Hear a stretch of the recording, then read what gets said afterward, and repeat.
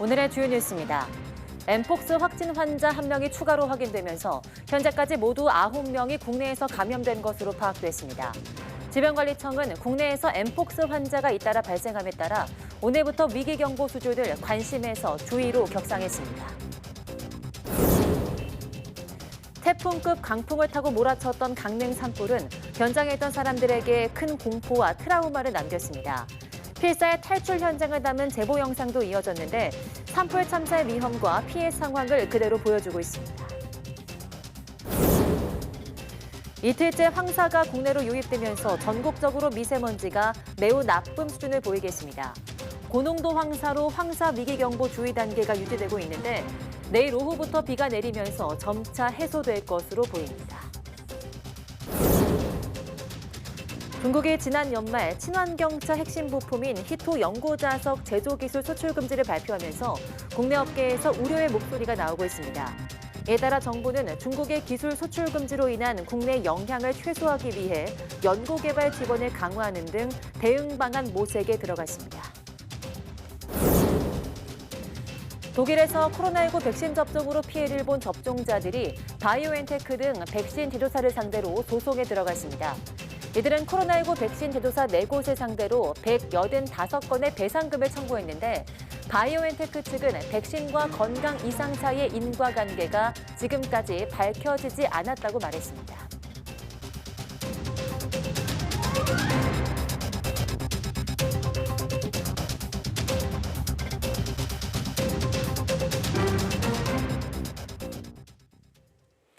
네, 여러분 안녕하십니까? 4월 13일 사이언스 투데이 시작합니다. 강릉 산불은 모두 꺼졌지만 강풍을 타고 몰아쳤던 화마의 트라우마는 사람들의 마음속에 큰 충격으로 남았습니다. 한 여행객이 YTN에 보내온 블랙박스 영상에도 당시 긴박한 상황이 고스란히 남았는데요. 김태원 기자가 보도합니다. 아침 9시를 넘은 시각, 숙소에서 출발할 때부터 앞은 암흑천지입니다. 시커먼 연기 때문에 한밤처럼 느껴질 정도입니다. 마치 눈을 감고 운전하는 듯한 아찔한 순간이 이어집니다. 검은 연기와 흩날리는 재를 없애려 자동차 와이퍼를 켜봐도 소용이 없습니다. 오직 빠져나가야 한다는 생각뿐 손가락으로 방향을 가리키며 구분기를 겨우겨우 헤쳐나갑니다. 검은 연기 사이로 갑자기 뼈대만 남은 건물이 나타나기도 하고 도로가 끝나는 곳을 뒤늦게 발견해 급히 핸들을 꺾어야 했습니다. 길가에 서서 발을 동동 구르는 사람들, 그리고 차량에 급히 짐을 싣는 사람들. 나중에 대피하고 나서야 블랙박스를 통해 확인할 수 있을 정도였습니다. 어렵게 겨우 빠져나가는데 불꽃이 큰 건물을 통째로 집어삼키는 장면이 눈앞에 펼쳐집니다. 이 탈출 영상은 강릉으로 여행을 왔다가 급히 탈출한 한 시민이 YTN에 제보한 겁니다.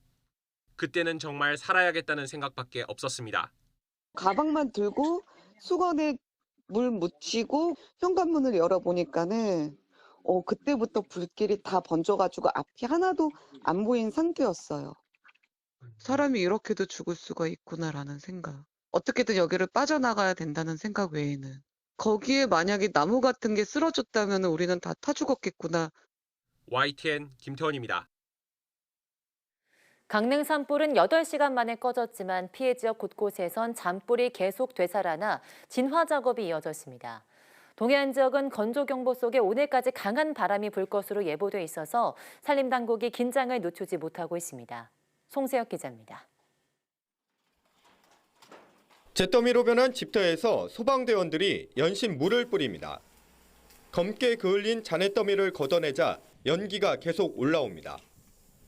잔해 속에 숨어있던 불씨가 되살아난 겁니다. 진화 작업이 마무리된 한 주택입니다. 하지만 불이 완전히 꺼지지 않은 듯 잔해 곳곳에서 연기가 피어오르고 있습니다. 화마가 휩쓸고 간 산속에서도 잔불 제거 작업이 한창입니다. 남은 불씨가 있는지 진화대원들이 여기저기 땅을 파헤쳐 확인합니다. 처음에는 안 보이다 바람 불면은 확 살아나면서 연기가 나가지고 그걸 집중적으로 저희가 진화하고 있습니다. 강릉 산불 진화 발표 이후 접수된 잔불이나 재발화 신고는 100건이 넘습니다. 낙엽층 아래나 땅속 불씨는 400도 이상 올라가는데 길게는 일주일 이상 살아남을 수 있습니다. 특히 바짝 메마른 상황에서 바람이 조금이라도 불면 재발화 위험은 더 커집니다. 불을 구성하는 요소, 그 산소가 바람에 의해서 충족이 되는 것이고 그 바람이 더 강하게 시작되면 더 빠르게 다시 불씨가 살아나는. 강릉 산불 당일 오후 한때 5mm 안팎의 천근 같은 단비가 내렸지만 산불 걱정은 여전합니다. 건조특보가 유지된 가운데 또다시 순간 최대 초속 15m의 강풍이 예보됐기 때문입니다. 산림당국은 뒷불 감시 인력을 배치해 순찰을 이어간다는 방침입니다. YTN 송세혁입니다. 강릉 경포를 덮친 산불로 동해안 송림은 검게 그을렸고 건물은 무너져 내렸습니다. 8시간 불태풍이 지나간 강릉 경포, 헬기로 피해 현장을 둘러봤습니다. 지환 기자입니다. 황사인지 연기인지 뿌연 하늘을 뚫고 동해안으로 향합니다. 멀리 경포가 보입니다. 화염이 긁고 지나간 곳은 온통 잿더미. 검게 그을린 해송숲은 푸른 바다와 선명히 대비됩니다. 집은 형체를 알아보기 힘듭니다. 태양광 설비만 덩그러니 건졌습니다. 인적 끊긴 마을엔 소방차와 중장비가 남았습니다. 관광객 찾던 펜션은 앞뒤 좌우 타버린 숲으로 둘러싸였습니다. 코앞이 바다인데 해변 앞 건물도 살아남지 못했습니다. 불에 탄 마을을 지켜보는 주민들. 풍비박산 집터엔 언론 취재가 한창입니다. 의자에 앉아 밤샘 피곤을 푸는 소방관.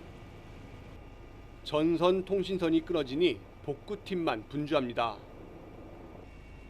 경포 바로 옆 강원도 지정문화재 방해정은 이번 산불에 곳곳이 소실됐습니다. 바람길에서 떨어져 있던 오죽헌은 다행히 화마의 손길이 닿지 않았습니다. 집을 잃고 슬픔에 잠겨 있을 주민 대피소, 전국에서 온 자원봉사 차량만 눈에 띕니다. 강원 동해안 대표 관광지 강릉 경포. 불길 스친 곳마다 생기를 잃었고 검은 생채기만 길게 남았습니다. YTN 주한입니다. 올봄 들어 가장 심한 황사가 한반도를 뒤덮고 있습니다. 미세먼지 농도가 평소의 10배 이상을 기록하며 전국에 미세먼지 경보가 내려졌는데요. 고농도 황사는 내일까지 더 이어질 것으로 보입니다. 정혜윤 기자가 보도합니다. 기상항공기가 촬영한 서울 구로구 상공의 모습입니다. 선명한 파란 하늘 아래 누런 먼지층이 마치 선을 그은 듯 뚜렷합니다. 중국에서 날아온 올봄 최악의 황사입니다. 먼지로 뒤덮인 도심은 누런 장막을 친 듯 시야가 답답합니다. 건물은 윤곽이 흐릿하고 시민들도 악화한 공기 탓에 불편을 호소합니다. 그러니까 황사가 딴 때보다 10배가 심하다고 그래가지고 마스크 쓰고 선글라스 끼고 나왔습니다. 틀리네요, 공기가. 운동할 때 나쁜 먼지가 들어갈 것 같아서 마스크 쓰고 나오긴 했어요. 숨쉬기가 좀 불편하긴 해요. 황사로 인한 전국의 미세먼지 농도는 평소보다 10배 이상 치솟았습니다. 시간당 평균 농도가 200에서 600 마이크로그램을 기록했고 제주도 애월읍과 대전 문창동은 한때 황사 경보 수준인 800 마이크로그램을 넘어섰습니다. 11일부터 내몽골고원 등에서 발현한 황사가 북서풍을 타고 유입되어 전국에서 높은 농도로 나타나고 있습니다. 올해 우리나라에서 황사가 나타났던 달은 모두 12일. 이 가운데 전국에 미세먼지 경보가 내려진 건 이번이 처음입니다. 황사 위기 경보도 관심에서 재난 대비가 필요한 주의 단계까지 격상됐습니다. 황사로 인한 고농도 미세먼지는 이틀 정도 더 이어지겠습니다. 국립환경과학원은 대기 정체와 황사의 추가 유입으로 오늘도 전권역에서 미세먼지가 매우 나쁨 수준까지 치솟겠다고 밝혔습니다. 호흡기 질환자와 노약자는 외출을 자제하고 일반인도 야외 활동 시 보건용 마스크를 착용해야 하는 수준입니다. 올봄 최악의 황사는 금요일인 내일 오후 전국에 비가 내리며 점차 해소될 전망입니다. YTN 정혜윤입니다. 질병관리청은 최근 국내 엠폭스 환자가 잇따라 발생함에 따라 오늘부터 위기경보 수준을 관심에서 주의 단계로 높인다고 발표했습니다. 질병청은 어제 오후 열린 위기평가회의에서 전 세계적 발생은 감소 추세이지만 일본과 타이완 등 인접국가의 발생 확산이 지속하고 있으며 국내에서는 최근 한 주 안에 확진자 3명이 발생하는 등 이전보다 발생 빈도가 증가하는 상황을 종합적으로 검토했다고 밝혔습니다. 이런 가운데 엠폭스 확진 환자 1명이 추가로 확인됐습니다. 확진된 9번째 환자는 경기도에 거주하고 있는 내국인인데 이 환자도 첫 증상 발생 전 3주 이내 해외여행 이력이 없고 국내에서 밀접 접촉이 확인돼 국내 감염으로 추정되고 있습니다. 독일에서 코로나19 백신 접종으로 건강 이상 등 피해를 봤다는 접종자들이 바이오엔테크 등 백신 제조사를 상대로 소송에 나섰습니다. 현지 시간으로 12일 독일 언론들에 따르면 독일 법원에 코로나19 백신 제조사 4개를 상대로 최소 185건의 피해배상 소송이 제기됐습니다. 이들은 화이자, 바이오엔테크 코로나19 백신 접종 이후 심근염과 포진 관련 질환, 폐질환, 생리불순 등의 피해를 봤다며 8만에서 15만 3,900유로, 최대 2억 2,400만 원의 배상금을 청구했습니다. 이에 대해서 바이오엔테크 측은 지금까지 확인된 사례 중 백신 접종과 제시된 건강 이상 간 인간관계가 있다는 증거가 있는 경우는 없다고 말했습니다.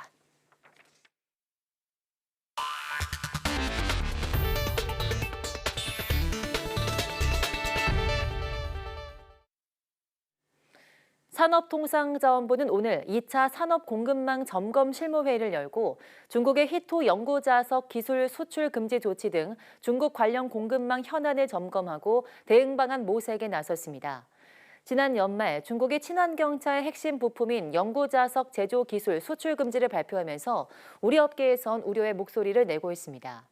이에 따라 네오디뮴, 사마륨 코발트 등 비철 금속 연고자석 제조 기술의 해외 이전과 유출이 금지되고 중국 연고자석 제조 기업의 신규 해외 생산 거점 구축이 불가능해집니다. 무역협회는 신규 연고자석 제조업체 시장 진입을 제한해 연고자석 수입처 다변화와 자립화에 악영향을 줄 수 있다며 미중 공급망 경쟁이 격화할 경우 기술 수출 금지가 품목 수출 금지로 이어질 우려도 제시했습니다. 인플레이션 감축법으로 북미산 전기차에 보조금을 지급하고 있는 바이든 행정부가 이번엔 전기차 보급을 파격적으로 늘리기 위한 배출가스 기준 강화안을 발표했습니다. 10년 뒤 판매되는 신차의 70%가량을 전기차로 만들겠다는 야심찬 계획인데요. 업계에선 너무 급진적이라는 평가가 나오고 있습니다. 워싱턴 권준기 특파원이 보도합니다. 최근 뉴욕 오토쇼에서 새로 공개된 신차 2가지는 모두 전기차였습니다. 신차는 기아 7인승 SUV와 램의 픽업 트럭으로 큰 관심을 모았습니다. Big, bold, and boxy is how we introduced it, and in my opinion, this is the next level. 전기차 구매를 촉진하기 위해 북미산 전기차에 대규모 보조금을 투입한 바이든 행정부가 이번엔 배출가스 기준을 대폭 강화하는 방안을 발표했습니다. 내연기관 자동차 생산을 억제해 전기차 보급을 사실상 강제하겠다는 겁니다.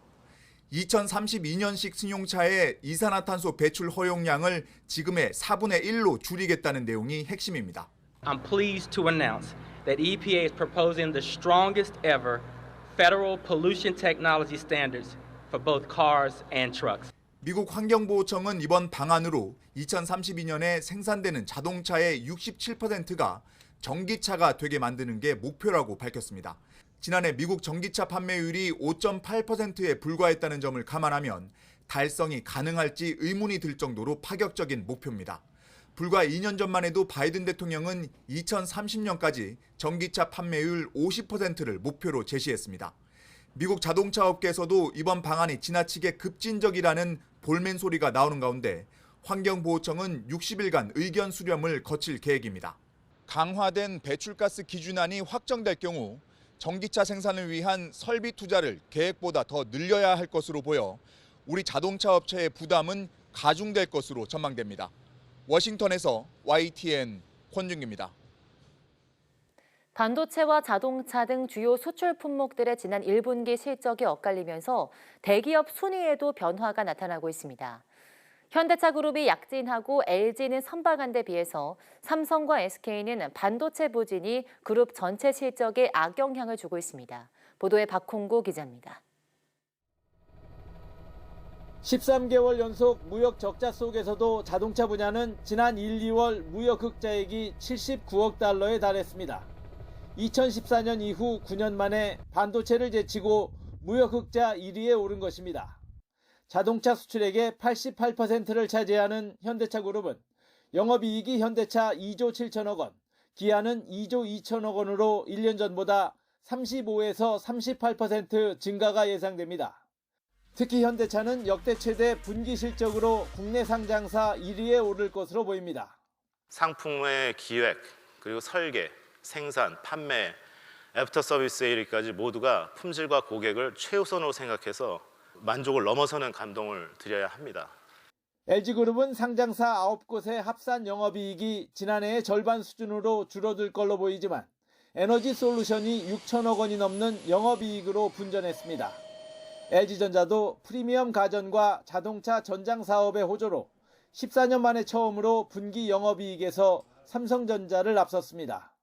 LG 같은 경우는 프리미엄 가전 이런 거를 집중한 결과 인플레이션 상황하에서도 소득이나 자산이 증가한 고소득층들이 프리미엄 가전 소비가 늘어나서 수익이 많이 늘어났잖아요.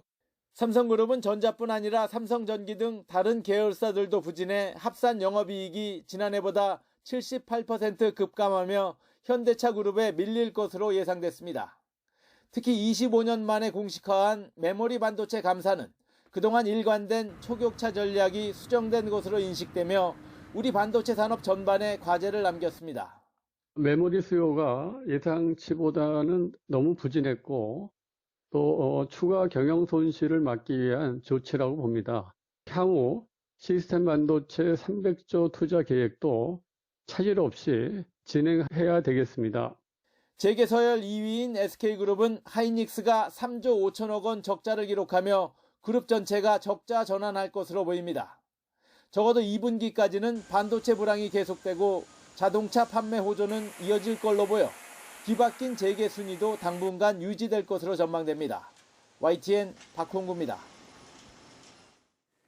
앞으로 학교폭력 가해 학생은 학교생활기록부의 기록이 4년간 남고 모든 대학 입시에서 불이익을 받게 됩니다. 졸업 후 기록 삭제 시에도 반드시 피해 학생의 동의를 받게 하고 강제 전학 이상 처벌을 받은 학생은 무조건 4년간 기록을 보존하도록 했습니다. 정부가 발표한 학교폭력 대책, 먼저 김연아 기자가 보도합니다. 정순신 변호사의 아들은 학교폭력으로 강제 전학 조치를 받고도 소송으로 1년 가까이 전학을 미루며 피해자를 괴롭혔습니다. 전학간 학교에서도 장난을 학교폭력으로 몰았다며 반성은커녕 피해자 탓으로 일관했고 졸업 직전엔 생활기록부에서 강제 전학 기록마저 삭제했습니다. 정부는 잘못된 온정주의로 학교폭력에 제대로 대응하지 못했다고 판단했습니다. 가해 학생에게 학교폭력의 책임을 반드시 지우겠습니다. 학교폭력의 대가는 반드시 치른다는 인식을 학교 현장에 뿌리내리도록 하겠습니다. 정부는 먼저 학교폭력으로 출석정지 이상의 조치가 내려질 경우 학생부 기록 보존 기간을 2년에서 4년으로 연장했습니다. 강제 전학 처분은 지난달 삭제 규정을 없애 무조건 4년간 학교폭력 처분 기록이 보존됩니다. 심의가 열리기 전까진 가해 학생 자퇴를 막아 학생부 기록 전 자퇴하는 꼼수도 차단했습니다. 2차 가해를 막는 접촉, 협박 금지 조치를 위반하면 학생부 기록이 남는 6호 출석 정지 이상 조치도 의무화됩니다. 학교폭력 조치 기록 삭제 규정도 강화합니다. 졸업 전 심의로 기록을 없애려면 반드시 피해 학생이 동의해야 하고 가해자가 불복 소송을 냈는지 확인하게 해 소송 남발을 막고 가해자가 정말 반성해야 기록을 지울 수 있도록 원칙을 세웠습니다. 가해 학생은 또 정시를 포함해 대학 입시 모든 전형에서 불이익을 받습니다. 정부는 학교폭력 대책 설문 결과 가해자 정시 불이익 조치와 학생부 보존기간 연장 모두 찬성이 90% 이상으로 압도적이었다며 처벌 강화 배경을 밝혔습니다. 하지만 가해자 엄벌 중심의 학교폭력 대책은 또다시 맞신고와 심의 신청만 급증하는 결과를 낳고 진정한 반성과 화해를 막는 부작용을 키울 거란 우려도 여전합니다. YTN 김연아입니다. 정부의 학교폭력 근절 대책에 대해 한국교총과 전교조는 상반된 입장을 보였습니다. 한국교원단체 총연합회는 논평에서 교원의 학교폭력 지도 처리에 면책권을 부여하고 교권 보호와 학교폭력 책임 교사 지원 방안이 모두 포함된 것을 환영한다며 이는 회복적 교육 지도의 필수 조건인 만큼 법 개정 등 후속 대책을 조속히 마련해달라고 촉구했습니다. 교사 노조도 피해 학생을 최우선으로 보호하고 학교폭력 처리 과정에서 교원의 면책권을 부여하는 건 긍정적이라면서도 학교폭력 책임 교사보다는 전담기구를 설치하고 가해 학생 학부모에 대한 교육 대책도 필요하다고 지적했습니다.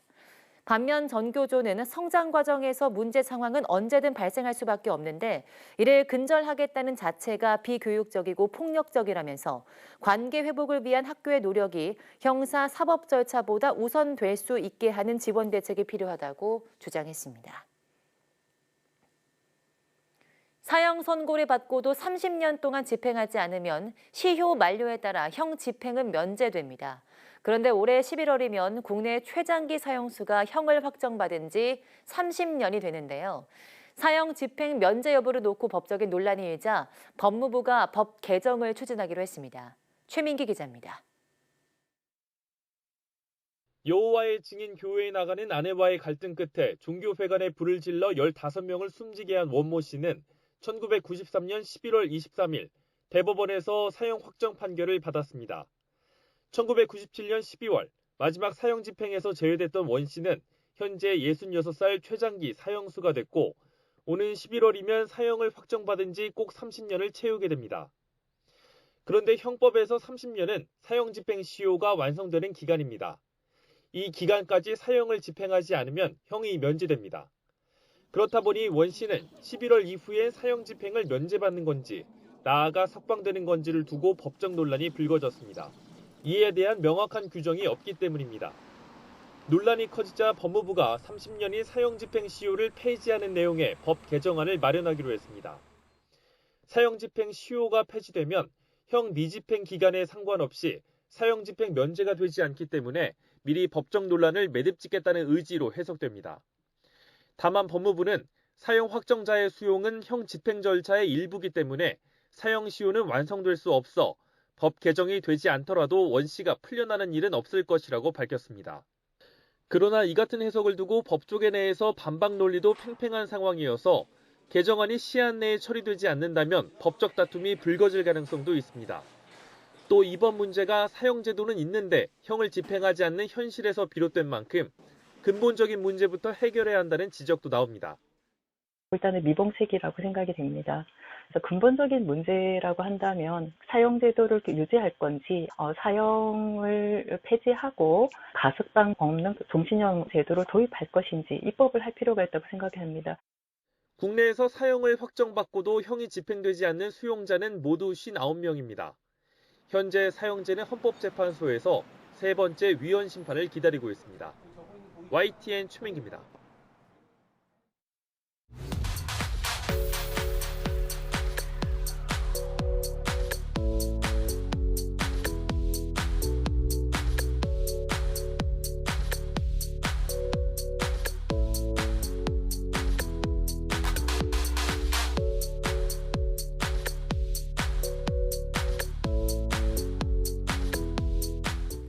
인체 조직을 3D 프린팅 기술로 만들 때 사용하는 재료를 바이오 잉크라고 부르는데 기존 바이오 잉크는 독성을 일으킬 수 있는 광경화 과정에 있어 임상에서 활용이 어려웠습니다.